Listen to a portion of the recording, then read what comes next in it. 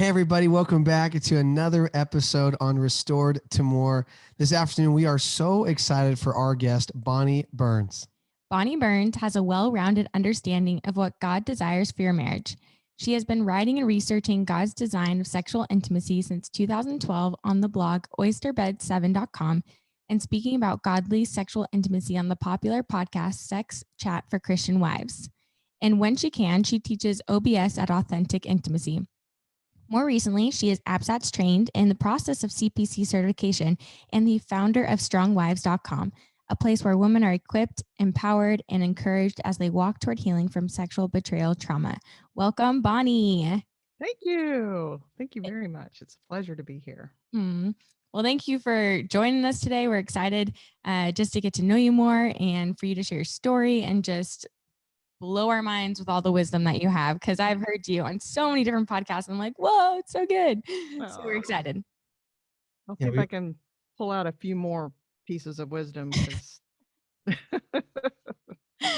sure you're going to do awesome. Well, let's start with our audience getting to know you a bit. Can you share just like a quick summary of your story and how you got to be where you're at today? Sure. I'll try to make it as quick as I can. So 2002, we had a drip of discovery. Let me back up just a little bit. We were both raised in Christian homes, raising our children in the faith, active in our church community. But in 2002, we had a little drip of discovery, which, of course, created some havoc in our home. But it was before we knew about Patrick Carnes, CSATs, ABSATs. It was before any knowledge of that. So we muddled through the best we could. It seemed like it kind of went away. I thought he had a handle. But in an effort to continue to improve our marriage, we took a marriage class that changed our lives. It really did. It helped in so many facets of our marriage. It was called Dynamic Marriage. And because it changed our life, we decided to facilitate it. So we went and were trained to lead it, and we led several years of classes. But his business travel ramped up. So he had to retire. Thus, I had to retire because it's a couples thing. But I thought, what can I do? I still wanted to help marriages. I still wanted to walk alongside women who wanted to improve their marriage. And I thought, God gave me the gift of writing. And I think I could take some of the things, the nuggets I've learned and write posts and do more research. And so that's how Oysterbed 7 was born. Just my desire to continue helping. And through Oysterbed 7, then I got plugged into Authentic Intimacy and learning at the feet of Julie Slattery and eventually leading some online Bible studies for her. But just prior to that, we had another drip of discovery. And this time I had a little more knowledge. I had one or two friends who'd been through it. So I had some people to reach out to. And we got him into some counseling. But I still didn't have a really good handle on what sex addiction truly is. So he went to therapy. He did everything I asked. And then it kind of disappeared. And he said he was released from therapy. And I embraced that. And we moved on. I even wrote a little bit about it on the blog. I've never painted us as perfect. We are just two flawed people trying to make it work. So I then was invited to be a co-hostess on Sex Chat for Christian Wives with 3 other writers.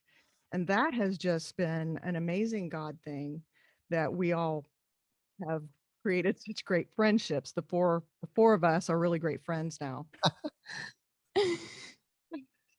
But from Sex Chat, then I decided I wanted to go back and become more credible by earning my bachelor's in Christian counseling from Liberty. So I did that. I went back, I earned my degree. And in the process, I thought, what do I want to do with this degree? And it dawned on me, I really wanted to walk along wives who had been hurt by sexual betrayal. So I contacted ABSATs. I was given the okay, but it was going to be about a year before I could get into the next session. So in the meantime, I bought strongwives.com. And every time I sat down to work on it, I prayed Luke 8:17 over Dave because I knew that I needed a marriage full of sexual integrity in Mm. order to have a ministry like this. Wow. And so about 9 months later, we had a D-Day, the Mm. big D-Day.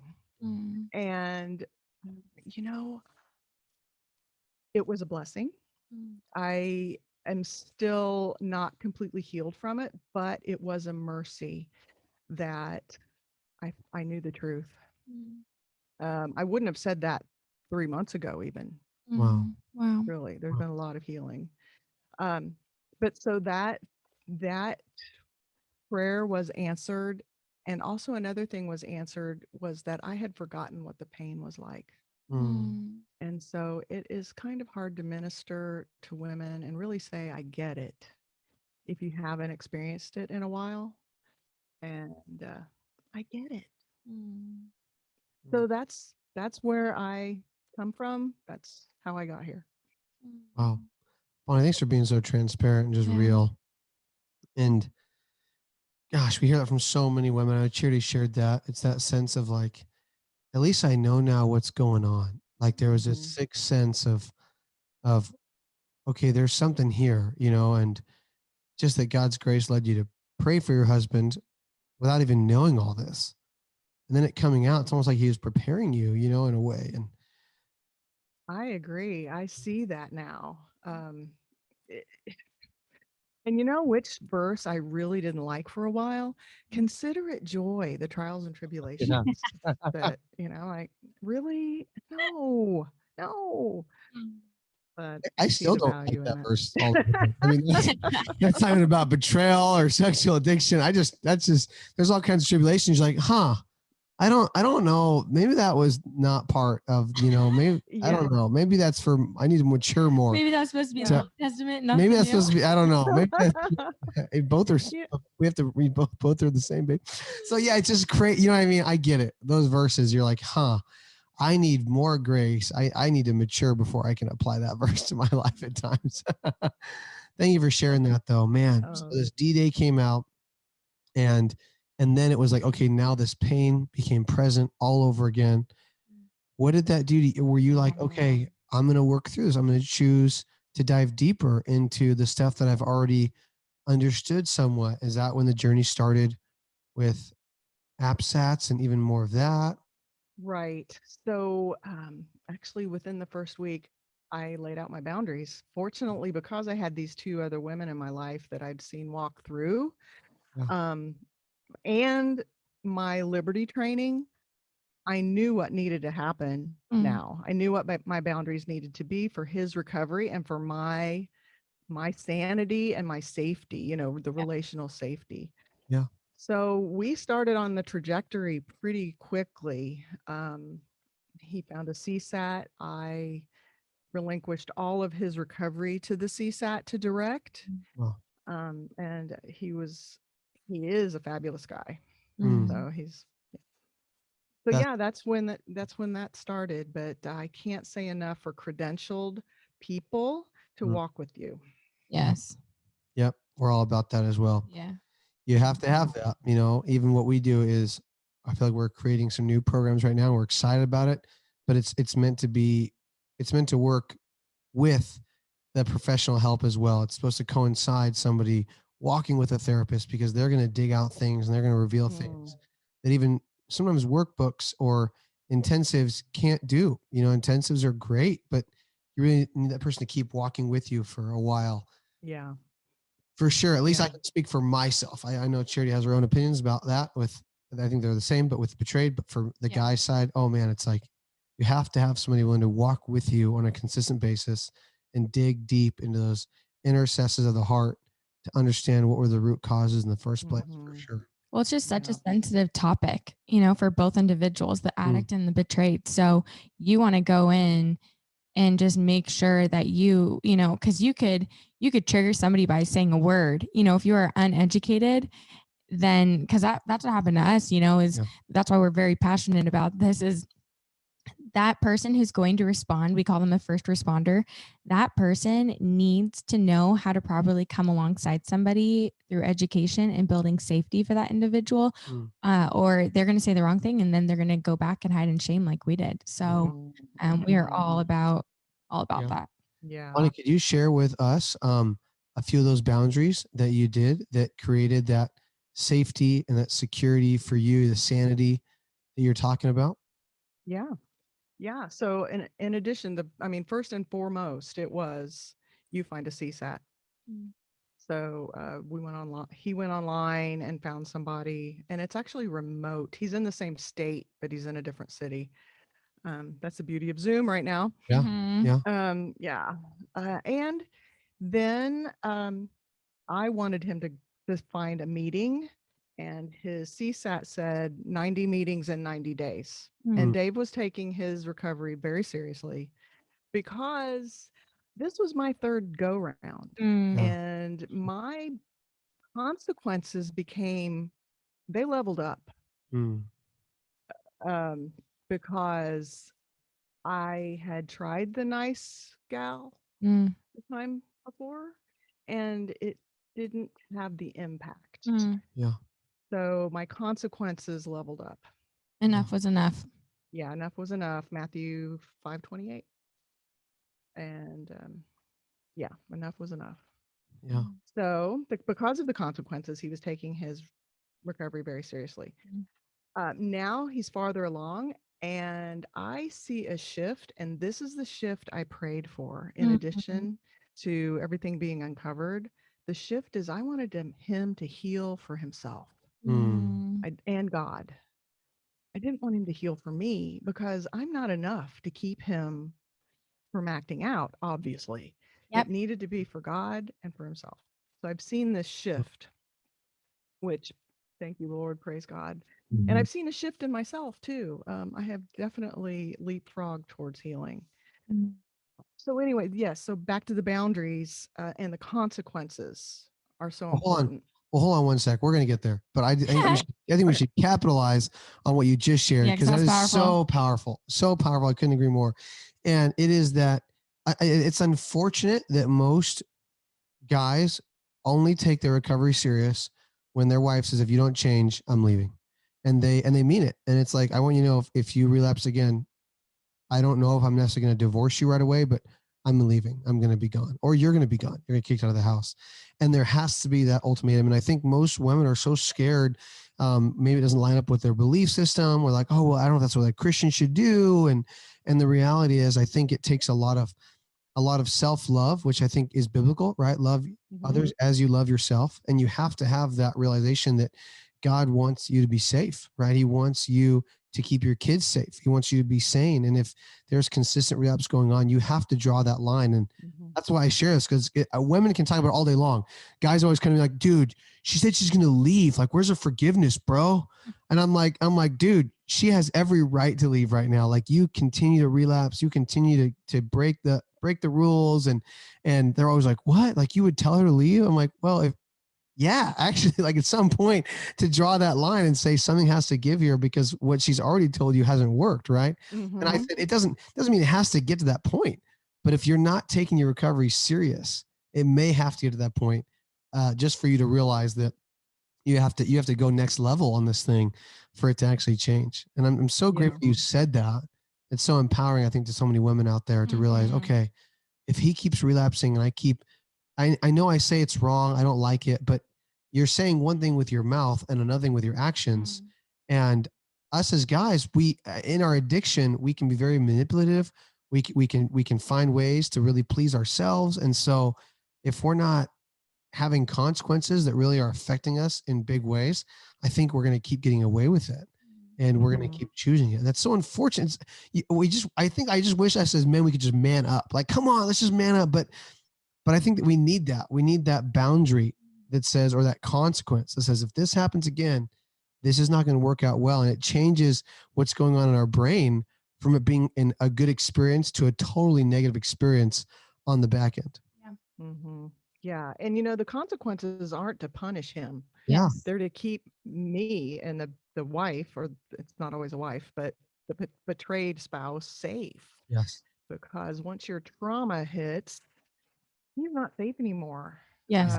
It's just like I've said on other things, it's just like witnessing death on the battlefield. Your brain doesn't know if you witnessed a true death or the death of trust, Mm. but that's what your brain reacts to, the death. That was And good. So yeah. good. So good. I was gonna say something else and I totally forgot because that was good. That was really good stuff right there. But that was awesome. I'm so glad you said that for sure. Well, I would love to know, for our listeners too, what is the difference between Oyster Bed 7 and Strong Wives? Okay, good question. Yeah. Oysterbed 7 was my original blog, which was focused on wives with low sexual interest. Mm. Okay. So it was ways to improve libido through health, uh, physical, spiritual, and emotional. Mm. Wow. The trifecta. Yep. And so I wrote about those three categories and how you could improve your interest in sex, as well as how to build a friendship in your marriage, Mm. because that's really the key to sexual interest. And a lot of people think that sex problems are just about problems in the bedroom, and Mm. they're typically not. They're about problems outside of the bedroom. So good. Okay, so that's Oyster Beds Heaven. Then Yeah. Strong Wives, I forgot where we were going. Yeah. Strong Wives is my new website for my coaching practice, and I'll also be writing about betrayal trauma and, scripture, and just empower, equip, and encourage. But Mm. it's Strong Wives because I finally had to do my Wonder Woman pose Mm. and say my consequence. Mm. I had to find that inner voice, and Mm. it wasn't an aggressive voice. Yeah. It was an assertive voice. Mm. That's so good. That's really good. For sure. Um, Can we go back to those boundaries we yeah, talked yeah, about? yeah, Is that yeah. okay? Can we bounce back there? Sure. Okay, I want to hear more about those. Go ahead, Bonnie. Okay, so the boundaries after I was really strong on my consequences to keep me safe. Um, and he was doing his meetings. Then it was we were working towards full disclosure. Mm. So then the boundaries revolved around, if you remember something. Now this is for me personally, and not all women want to know Oh, little things before the full disclosure. And it's really good if you can wait and just do it all at once, because your heart's not stabbed multiple times. But I'm a glutton for punishment. So yeah. so my boundary was, if you remember anything within 24 hours, I would like to know. Mm. And so that he did do that several times. And even though it was hurtful, it was also trust building, because he was finally telling me something Mm. without me interrogating. Yes. It Mm. was finally proactive. Yeah. That was huge. And then we moved towards full disclosure. I mean, he met with his CSAT. There was never an excuse. He met with his therapist all the time, every scheduled appointment. He did all his groups, and he really grew to love Samson Society, which are Mm. his Zoom meetings, and he's still very active. So, and then after full disclosure, we had boundaries on slips and relapses, and also a boundary that he will never again travel alone. Mm. So I guess I'm going to be going on a lot of trips soon. And um, I'm trying to think of what else. Oh, there will be yearly polygraphs. Mm. So that's really why I am more secure Mm. right now, because I'm trusting the polygraph and my boundaries. And Mm. that really gives me such freedom. Yeah. So true. And I'm not on his back. I mean, you do what you got to do, dude. You know there's a poly coming. And the poly isn't to punish him again. It's so he can win. Yeah. Mm. It's so he can succeed and pass it. Sorry. Like, yeah, the poly's not to punish him. It's just so I can so we both can see that he can pass it, Yep. Mm. and with flying colors, and we'll celebrate. Yeah. Mm. I love that. So I cool. love that. Yeah, it really is that growth mindset. We don't have to be here forever. We're going to grow, and we're going to, create that freedom to where we can build trust back into our relationship. And I think though that's those boundaries do, even Mhm. long term, the boundaries can change and they can shift and they can evolve. And, I think that's so good to have that, because I think there a couple, most of the time, not all the time. There's no one size fits all. There's never a one answer for everything, but most of Right. the time those boundaries can shift and they can Mhm. evolve if there is longer stints of true freedom, and not only just sobriety, right, but actual freedom, actual Right. recovery going on. Mhm. And that's when you can go, oh, wow, okay, let's modify this, Yeah. Yeah, and that's what I hear you guys doing, which is so cool. And you're right, it creates that freedom for both people. exactly. And he works from home. So if he were in an office with other women, I might have some boundaries around that. Everybody's situation is different, therefore your boundaries are going to look a little different, and that's fine. Yep. And it's really whatever she needs to feel safe. Yeah. And if he's wanting to rebuild that trust, he's going to take them seriously and not put the toe over the line. He's going to be proactive and stay 2 car lengths away from it. Yeah. So So good. Can you talk about, I've heard you talk about this before, but I want our listeners to hear your perspective on this. Abstinence. Yeah, I was just gonna ask that. After, D-Day, did you guys do it? If so, for how long? Why you believe in it so much? right. So yes, we participated in the 90-day sex fast, which neurochemically, a sex addict usually is their Song of Solomon says, do not awaken love before it's time. And I believe that it says that because as a young boy, when our guys are exposed to arousing images, they learn to live life with dopamine at a higher level in their brain. Mm. So, dopamine at this higher level means that it's truly physically uncomfortable if it comes down to normal levels. Hmm. So, as a man who's been active in his addiction for most of his life, he's used to living life in his brain with high levels of dopamine, which aren't good for him. So, a sex fast helps bring his levels down to normal levels. Plus, it's also the 90 days, it pulls from addiction therapy with, substance abuse, that it takes 90 days for, I think it was cocaine or heroin or something, to get out of the follicles of the hair. Wow. So in 30 days, the bloodstream should be at norms. And then at 90 days is when you're totally clean. Wow. So that's why it's 90-day. Um, I know every marriage is different, but I was willing to do radical things because it was the third time, and we're in our 50s. I don't have much longer to live. I don't want that to sound morbid, but I don't have time for this. Yeah. I I love want that. to, He's like, hey, we need to get this out of our marriage. Like, you're willing to fight. That's what it is. I hear just a fighter spirit in you. And you're like, I'm yeah. going to do whatever it takes. He's willing to do whatever it takes. We don't want to just mess around with this thing and have it come back and rear its ugly head in 3 months, 6 months, 1 year, even. Like, let's do things we've never done before to live a life we haven't been able to live thus far. Mm-hmm. Exactly.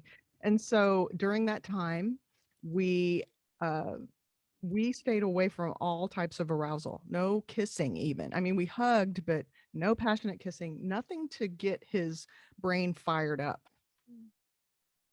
And so we spent a lot of time outside of the bedroom building our friendship. Hmm. We took weekends away.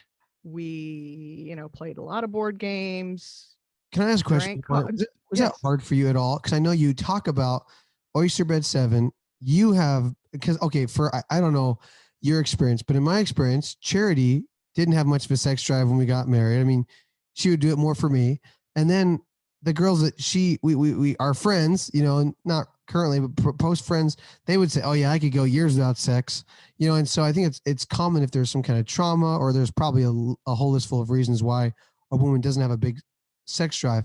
But you are in a different area where you actually started a ministry talking about increase your sex drive.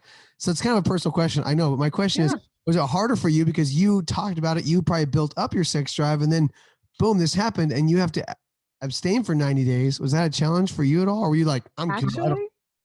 Actually, it was. Yes. Because, through my writing, I'll be very transparent and honest. When I started writing, I had accepted some of his blame that if you'd showed up more, I wouldn't have to do this.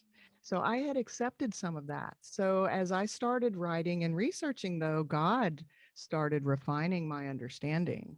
And I finally realized that sex is for me too. And I have an equal voice in the bedroom. And so, yes. And use it or lose it. So what I mean is that with frequent as a woman with a lower interest in sex, the more you consistently engage in sexual activity, the more you will desire it. Your body gets in tune to it. And as well as there is an emotional connection. Even though I felt an emotional connection with him, even though he was acting out in other ways. There still was, because we had that marriage class, which he had worked really hard at. And Probably 35 still had years a level of later. friendship that was Yes. there, which we talk about. You had different levels of intimacy, which still led to sex, which still had that bond you're talking about. Because I've heard that. I've actually, we've coached and mentored other couples, and one guy, I remember him saying, we were doing the abstinence thing. It had been 30 days, and man, she just really wanted to have sex. And so I appealed to her request, and I'm like, yeah, I hear you. Like, that would be very easy to appeal as a guy who's the betrayer and be like, okay, oh, I'm so sorry. You want to have sex? Of course. But it was uncommon to hear that with a girl who wanted to, but that's why I was curious. But there are women that obviously they enjoy it. They want that connection. There's a lot of reasons, I guess, why a wife would want to re-engage in sex. But I was curious, in your standpoint, it was hard to even like abstain from that. And hearing that it was. Like, normalized it for some women. I really do. Yeah. And it was. But what really spoke to me was that he didn't push my boundary. And he knew that, and because I love science, I love the neurochemical stuff. I mean, I spelled it out. And he's a pharmacist, so he knows all this stuff. Yeah. And so I just, dopamine dear, dopamine. Yeah. Bring your levels down. We're doing this for long term. And you mentioned that earlier. Yeah. It's not 90 days for misery just because I'm punishing you. No, it's about your recovery long term and actually being able to enjoy sex on a whole new level with a real person. Do you believe it could be more damaging? Because like Clinton said, he just brought up a good question. I think we've heard a lot of stories of wives, they just, they want to re-engage sexually after something devastating like this because they just want to feel loved again or chosen again, connected again. They're like, okay, he chose me, and so I guess I'm curious, on your perspective on that. There's not one size fits all in this recovery. Totally. I believe in it just because he had never been in recovery. So I was willing to do whatever necessary to protect myself from feeling that pain again. Yeah, what I hear you saying is, again, you're the wife, in my understanding, the wife that's betrayed isn't saying no to sex, not because she doesn't want to have sex. She's actually denying herself something. She's saying, I would love to have sex right now and connect emotionally with you. I'd love to connect sexually with you. We know it's a level of intimacy that can be expressed. And it's a God-given thing that's absolutely gorgeous. But the wife is saying no to that for his healing, because he needs to lower those dopamine levels in his brain. Therefore, I'm going to help him recover by saying no to sex. I'm going to deny myself the pleasure of even feeling connected for 90 days. One, to be safe, because you're unsafe. If his dopamine level is up here and you're keeping it up here, you're not helping him lower that and operate on on a functional level, you're actually hurting him by continuing that up there. And it can be and that's why I think, yeah. Is that what you're saying? Is that what I hear? Is that what I'm hearing? Right? Is that You right? recapped really well. That was all for me. I just want to understand that better. I hope somebody else was like, man, we could just fast forward that last part. That was the same thing twice, but that was good for me. No, it's good from a male words. It was perspective. great. Yes, Yeah. it's a male perspective. It was very different in that. Yes, I understood. It was good. So as guys, we should be thanking you. You're not having sex with us. Wow. Hello. Yeah. Oh, the light bulb just went on in my brain. We are now grateful. Okay, so let's take it a step further. 90 days is up. What do you encourage women, how do you encourage women to engage sexually again? Because I feel like it can be very nerve-wracking. It can be very, obviously it's very intimate again. I feel like when we did it, we felt like it was our honeymoon night all over again. And we were all like, nervous, and it brought a very new feeling in the bedroom for sure. But my question is, what do you encourage women who are going to be engaging in sexual intimacy again? Well, again, if you've been building that friendship outside of the bedroom during the 90 days, I totally hear you about the nerves. They're real, but if you can bring that friendship into the bedroom, I know that doesn't sound sexy. Just be friends. But it's and lightheartedness. If you can bring your friendship in with lightheartedness, yet the gratitude for look at what we've just done to glorify God, because we want our marriage to be full of sexual integrity. And yet right now we're going to have some fun. And, but I do understand the nerves, but I would focus more on the friendship, the 90 days preceding, perhaps because he was so lost in his addiction, they haven't had a good friendship. Yeah. So that might be a bonus to have his undivided attention during that 90 days. And what really helped Dave was that he was also doing his 90 meetings in 90 days. Sure. So he had a support group helping him who understood what he was going through and could bolster him up. You can do this, dude. Yeah. Totally. We do. We need that. We need a lot of that. Yeah. We know that during that time, our wife is not the cheerleader. She's hung up the pom-poms, and she's no longer going to be like, I'm rooting for you. I mean, she can be. It's if our wives are doing that, man, thank you, Jesus.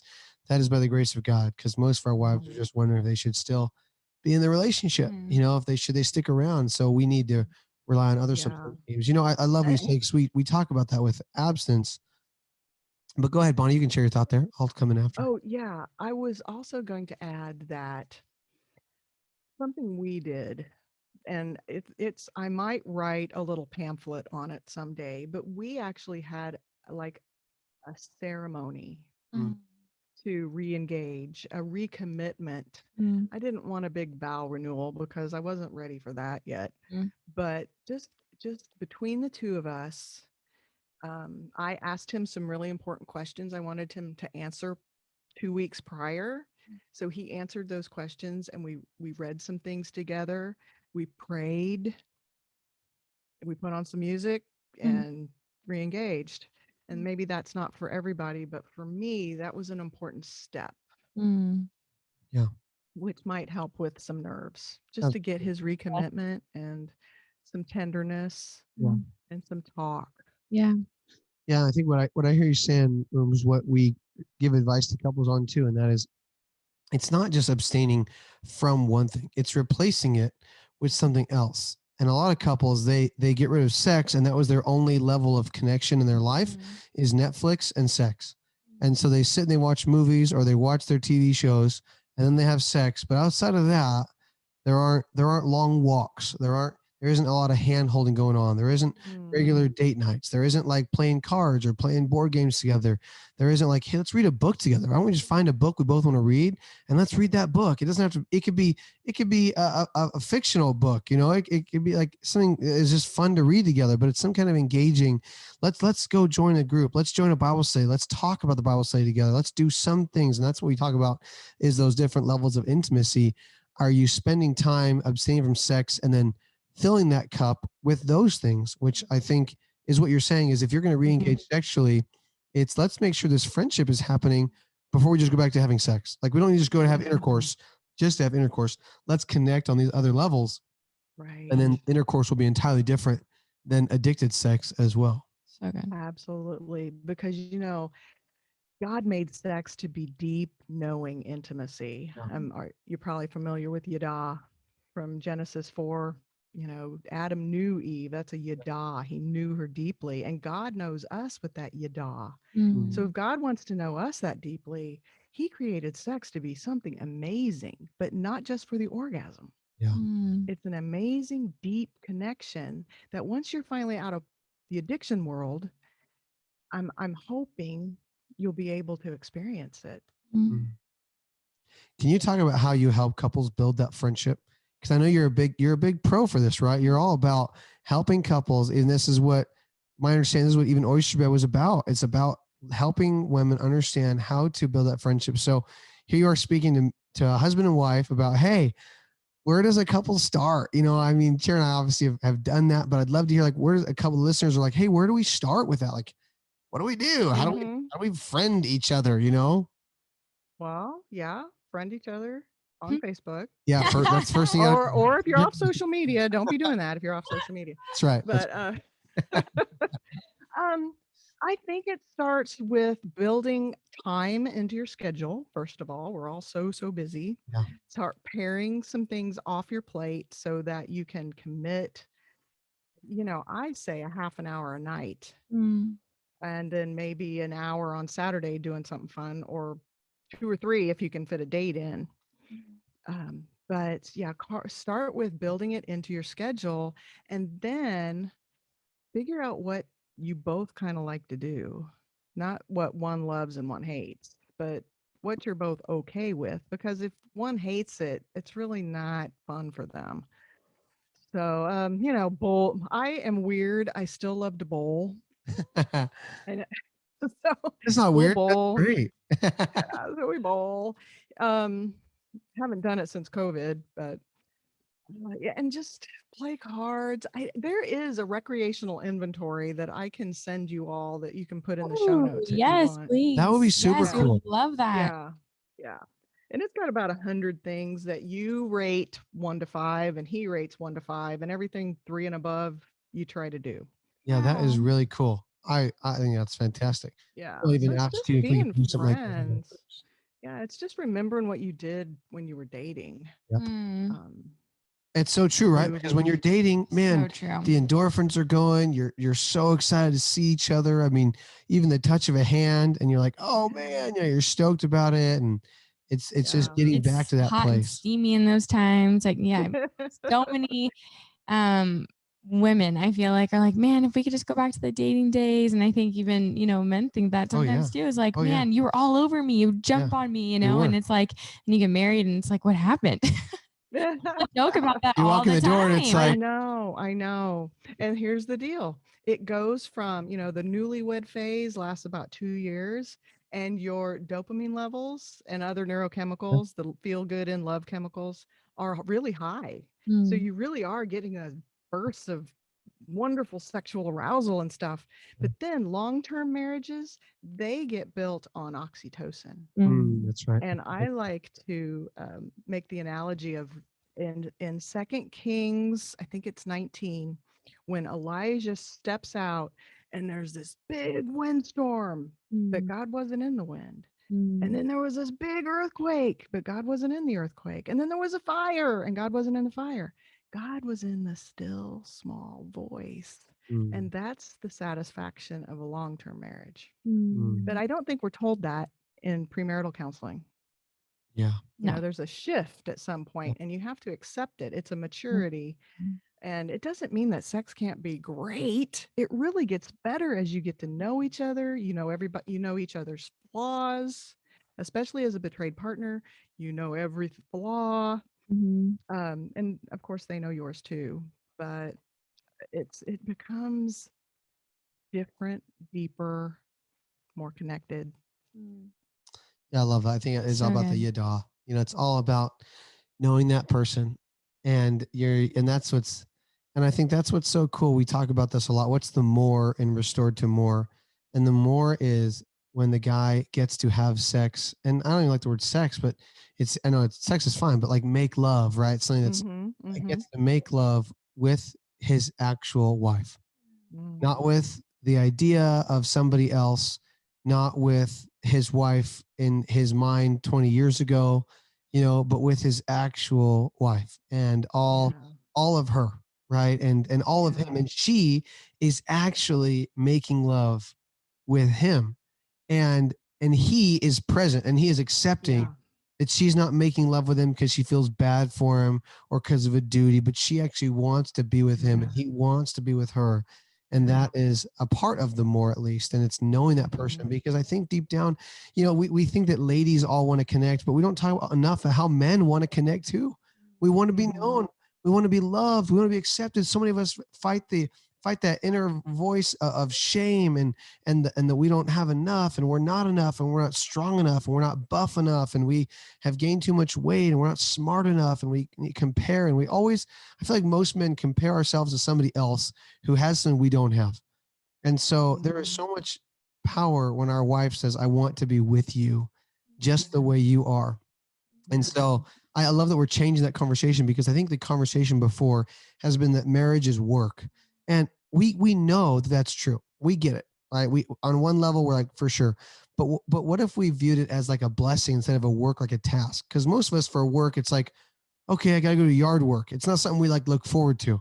It's something like, okay, I gotta go do it, And but what if it was like this different mindset where it's enjoyable, and yes, it at times feels like it has take a toll on us, but it's something that is God given, and the more that we press into it, and the more we work on it, it's gonna be less like a task and more like this thing that we're gonna enjoy, and we're gonna and Mhm. it's gonna come back to us tenfold, and all of that. So I love what you're saying. Yeah. Yeah.